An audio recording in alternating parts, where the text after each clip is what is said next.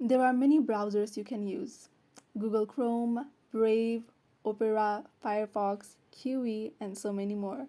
If you want to learn how to set Chrome as your default browser in your Android phone, well, you've come to the right place. So let's get started. First, you just head on down to your settings and tap on the one that says apps right here. So you'll see many options. Maybe you'll see app management if you don't see apps, but mine says manage apps.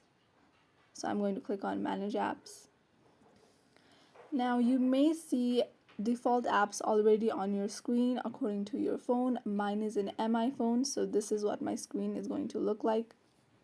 And if you don't see default apps, just tap on this three dots right here at the very top right corner, and you'll see this default apps on the second option. So tap on that. So at the fourth option, you'll see browser. So this is showing all my default apps. Okay, so I'm going to click on browser. So this is going to show you all the browsers that you have on your phone. Currently I have two browsers. I'm just going to tap on Chrome as I want Chrome to be my default browser.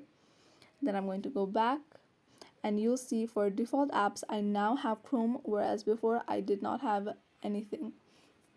So that's it. You have successfully learned how to change your browser to Google Chrome as your default browser.